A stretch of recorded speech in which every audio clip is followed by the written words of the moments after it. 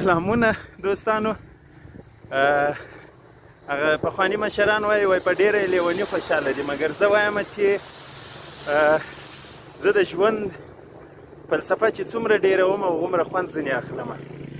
نو ډېر رومانټیک او د مینانو یا محبت کوونکو په حساب د مینې او عاشقۍ موسم دی، او د یارانو د مجلس د خوښۍ او ساتیرۍ موسم دی، او د دوستانو د حال او احوال موسم دی. زه خو خوند ځینې اخلم، د شپې نه پوهېږم 12 بجې دي 11 بجې دي څو دي، په دې سړک روان یم. نو ښه منظرې مې وکړلې، هاخواته یو ګوډۍ مې سپیان وغپوله او یو ګوډۍ د دوی په تګ ولاړم. نو ورځې و مخ مې وینئ چې په واورو کې پټ دي.